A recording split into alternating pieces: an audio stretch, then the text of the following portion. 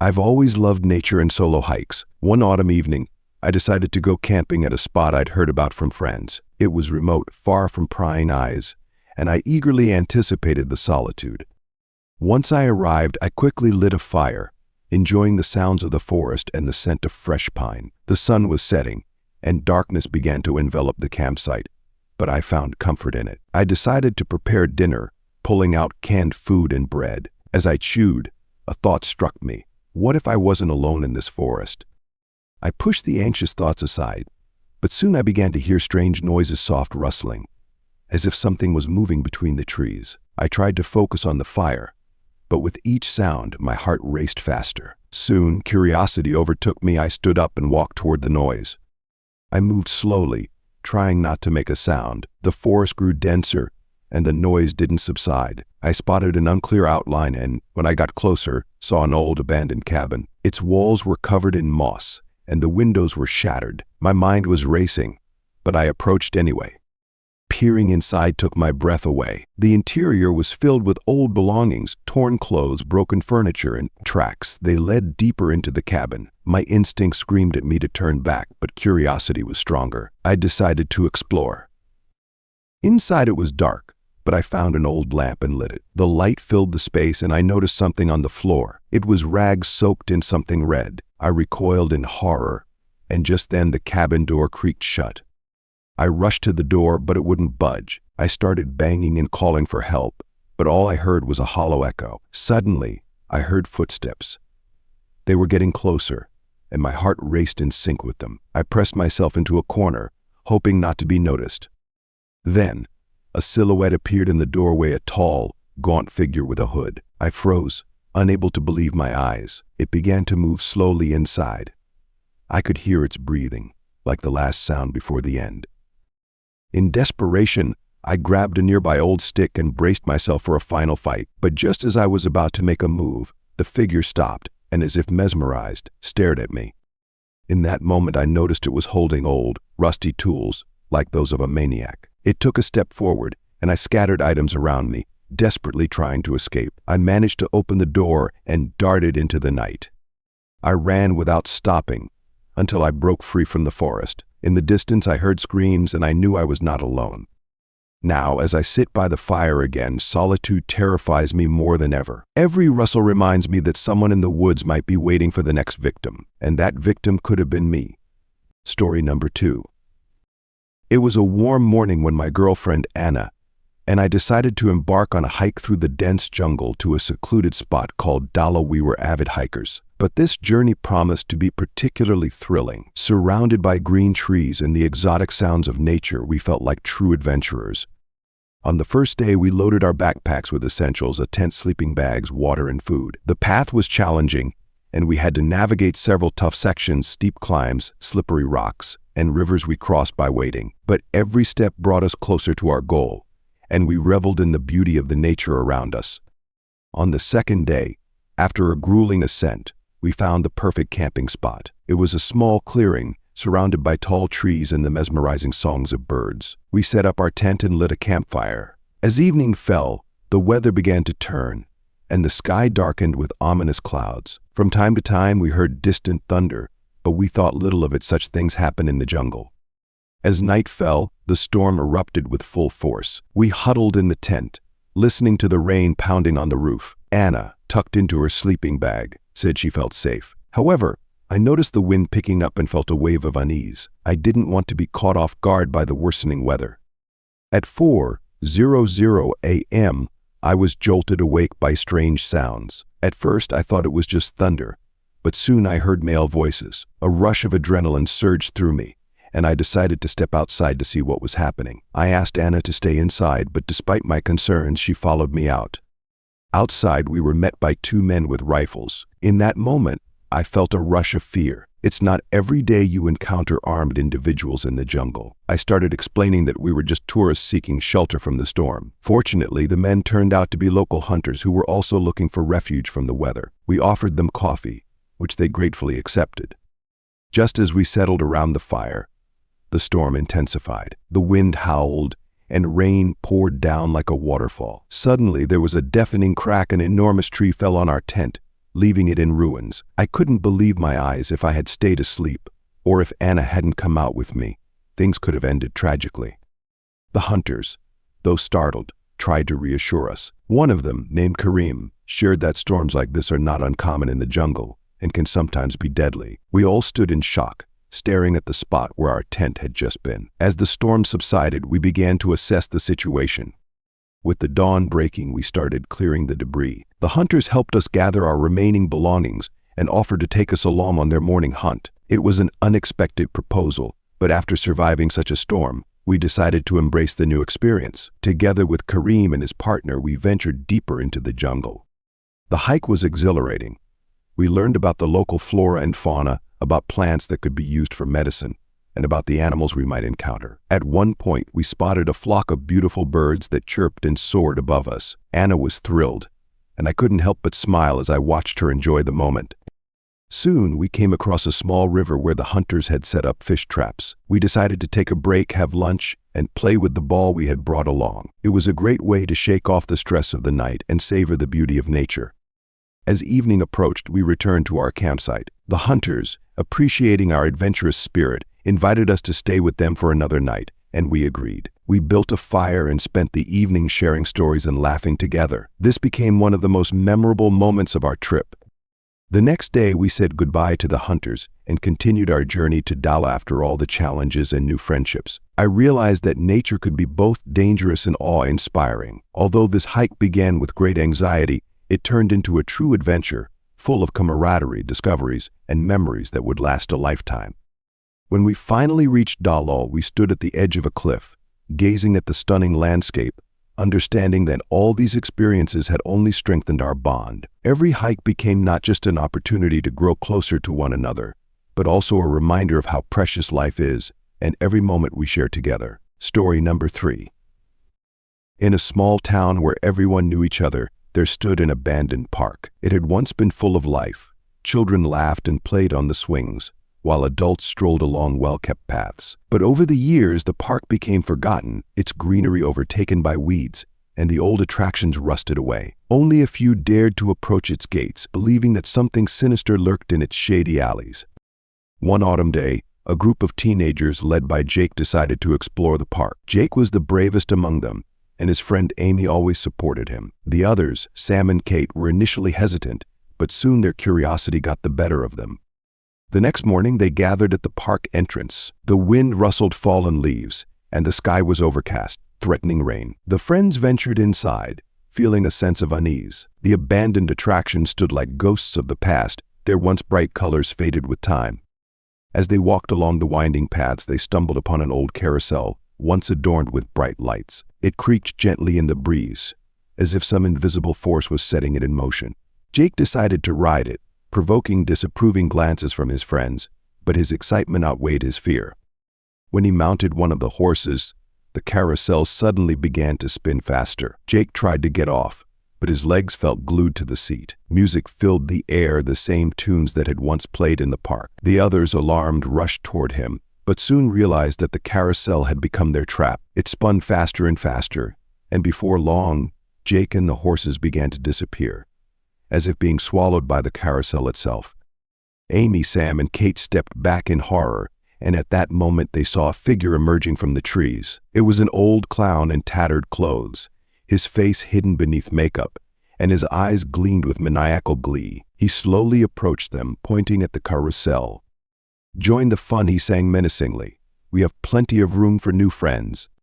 Panicked, the friends turned to flee. The sound of the clown's laughter drowned out their footsteps. They ran through the underbrush, not daring to look back. At some point, they felt they were breaking free from the chase and finally burst out of the park.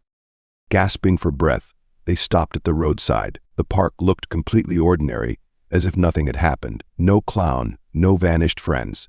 They exchanged uneasy glances. But Jake, who had just experienced something inexplicable, was certain they should never return to that park. From that day on, it remained forgotten, while the old park quietly waited for its next victims, luring them in with laughter and music from a distant past. In the friends' memories, that encounter forever lingered as a mysterious nightmare, and they never forgot what lay hidden behind its abandoned walls. Story number 4. In 2010, In a small town in Montana, there lived a 14-year-old boy named Jason. His family had recently moved there, and Jason struggled to adapt to his new environment. At school, he was often bullied, and at home, there was a tense atmosphere due to his parents' constant arguments. To escape the bullying and feel safe, Jason found solace in the nearby woods.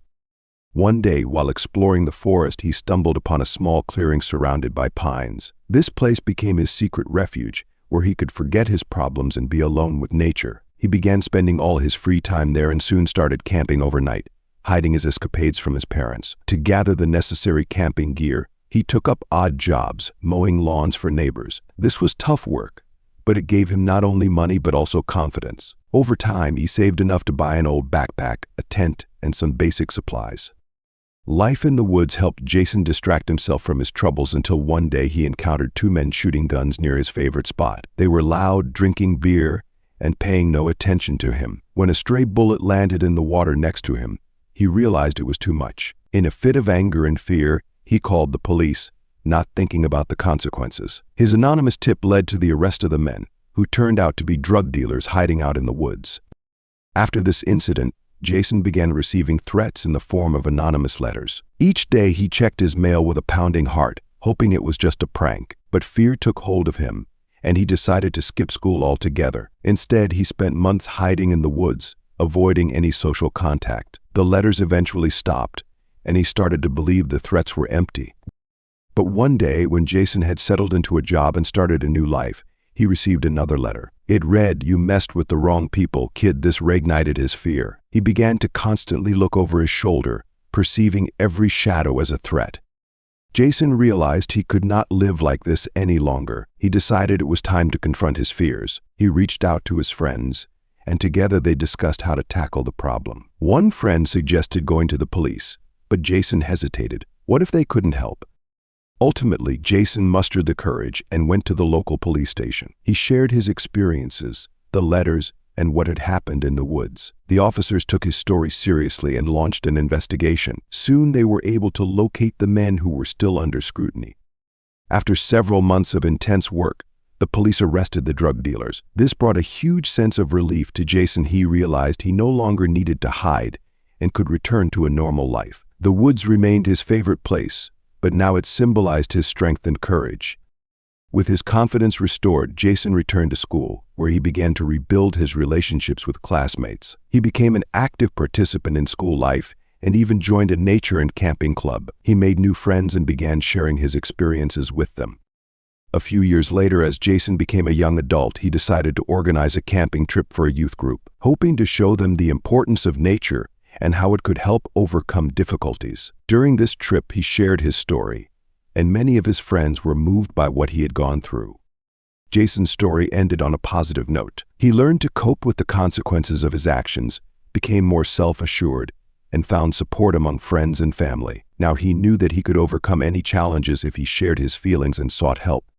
Jason continued to travel through the woods and mountains, learning to be at peace with himself and nature, while also sharing his story with others to help them avoid similar mistakes. His experience became an inspiration to many, and he understood that even the toughest moments could lead to something good. Story number 5.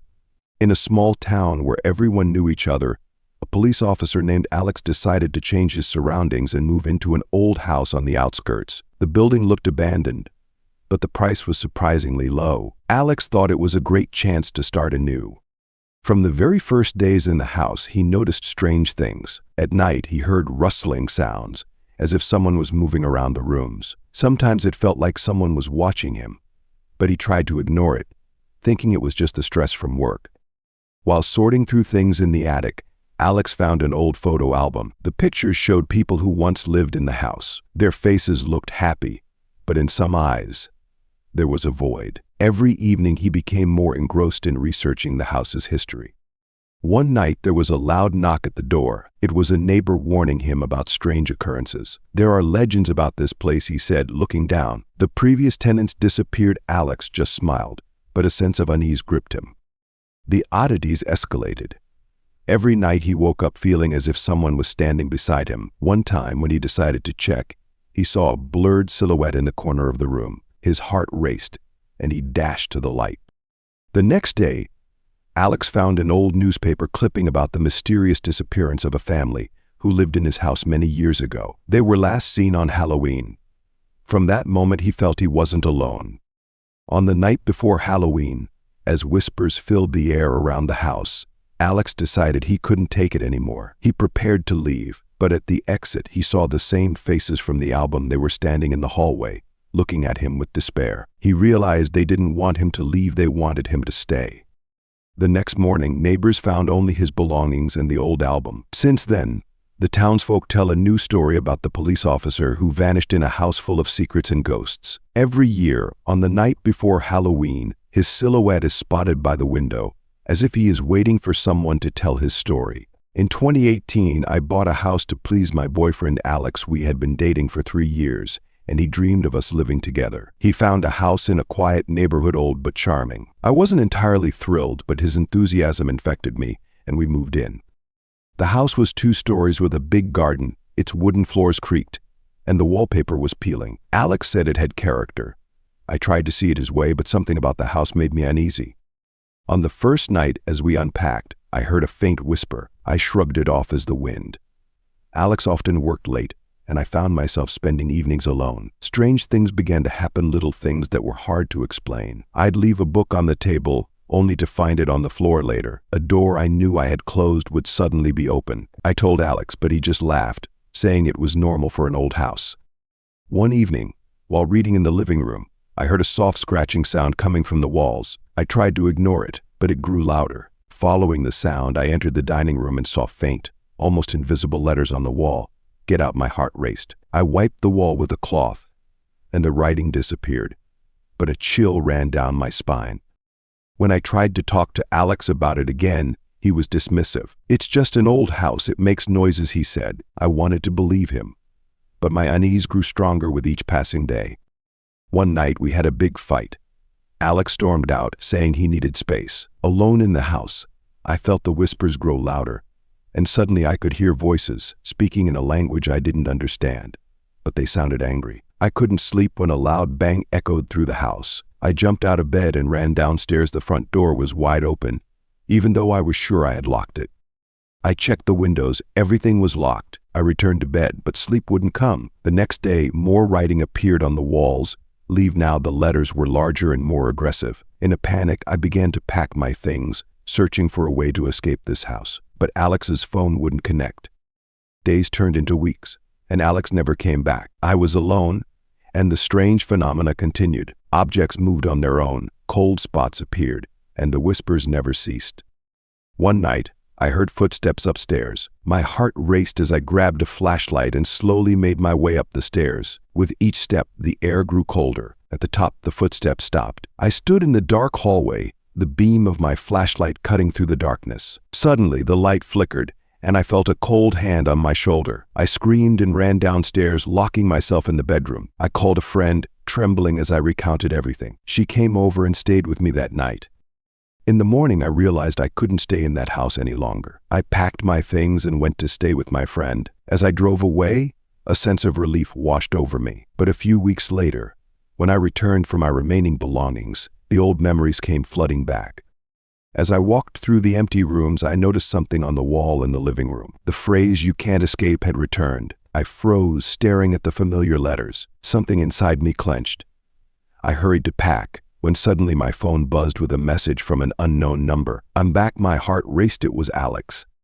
Conflicting emotions washed over me. Fear, hope, confusion. I realized this wasn't the end. We were bound not only by love but by a secret lurking within the walls of that old house. Story number 7. We decided to spend the weekend in nature to escape the hustle and bustle of the city and enjoy the fresh air. I, Mike, Emily, and Jake packed our things and headed into the woods we had been dreaming about for a long time. The first night we sat around the campfire, telling stories and laughing, but when darkness fell, something in the air changed. The forest seemed to live its own life. Rustles and sounds that had once been just part of nature suddenly felt ominous. The next day, we decided to hike to an old abandoned camp we had heard about from the locals. The trees grew denser, and the sunlight became scarcer. Soon, we began to feel like someone was watching us. I tried to shake off the fear by joking that the forest spirits didn't like tourists. By evening, we returned to our base, but Jake, as always, had fallen behind, trying to photograph something interesting. We called for him, but there was only silence in response. I felt a wave of unease, but Emily and Mike reassured me Jake always liked to linger behind to catch the best shot.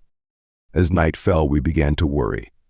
I suggested going back to look for him, but Emily insisted we wait for his return. Hour after hour passed in confusion, and finally, deciding we could wait no longer, we set out to find him. We made our way through the woods, using our flashlights. My heart raced with fear and adrenaline. I kept calling for Jake, but all I heard in return was the whisper of the trees. Finally, we stumbled upon his backpack, lying on the ground with his camera pointed at an empty space. Panic began to rise, and when we finally found him, I couldn't believe my eyes. He lay motionless, his face twisted in terror. I rushed to him, trying to remember how to perform CPR, but it was too late. Jake was dead and died. I tried to understand what had happened. There were no signs of a struggle, just his eyes, filled with horror, as if he had seen something unimaginable. We called for help, but the forest felt endless, and everything around us seemed unreal. When we returned to the camp, the remaining night turned into a nightmare. The rustles around us grew louder, and the shadows in the woods felt increasingly threatening. I knew I wouldn't be able to forget Jake's expression, his empty, terrified gaze, even if I ever left this cursed forest. We left it the next morning, but each of us carried that horror inside us, a burden that would never leave. Someone or something had taken Jake, and now I couldn't shake the thought that we would forever remain in his shadow.